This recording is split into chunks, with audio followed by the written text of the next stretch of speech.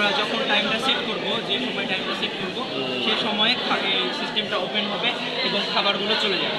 এখানে মোট 6টা গবাদি পশুর জন্য করা হয়েছে সিস্টেমটা। 3টা মোট সার্ভো মোটর, একটা মোটর ইউজ করেছি যেটা এর কমান্ড অনুযায়ী খুলবে এবং বন্ধ হয়ে যাবে।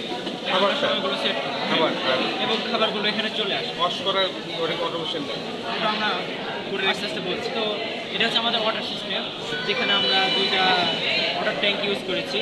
এখানে মূলত আমাদের পানিগুলো জমা থাকবে এবং সময় মতো এখানকার সেট করা টাইম অনুযায়ী পানিগুলো এখানে চলে আসবে।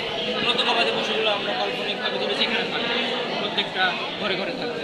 এখান থেকে তারা পানি খাবে আর এখান থেকে খাবার খাবে। আর এটা হচ্ছে আমাদের, এখানে দেখতে পাচ্ছেন যে ফাঁকা ফাঁকা করা আছে স্পেস।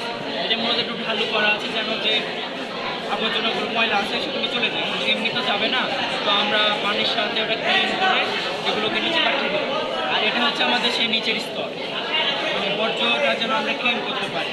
তো যে বর্জ্যগুলো হবে সেগুলো প্রথমত এখানে আসবে এবং এখানে এসে সার্ভো মোটরের মাধ্যমে এরা মূলত একটা ফিল সিস্টেম যেটা আস্তে আস্তে খুলে যাবে এবং খুলে এটা মূলত আবর্জনাকে এদিকে পাঠিয়ে দিবে এবং সেই আবর্জনাগুলো এদিক দিয়ে বের হয়ে যাবে এবং এই আবর্জনাকে আমরা বায়োগ্যাস তৈরি করবো এবং জৈব সার হিসাবে ওটা আমাদের নেক্সট পরিকল্পনা আছে, আমরা ওটা করে দেখাবো। আর আমাদের যে বিদ্যুৎ সেটার জন্য আমরা সোলার প্যানেল ইউজ করেছি, যেটা হলো আমরা সূর্যটা নবায়নযোগ্য যেহেতু একটা শক্তিটা পরিবেশের জন্য কোনো ক্ষতি করবে না।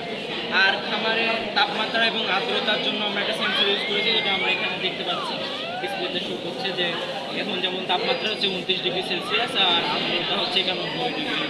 অরিজিনাল দেখাচ্ছে এখন। হ্যাঁ, অরিজিনাল সেন্সর। এগুলো সবগুলোই কাজ করে, যেমন এখানে পানি আছে, 19 টাইম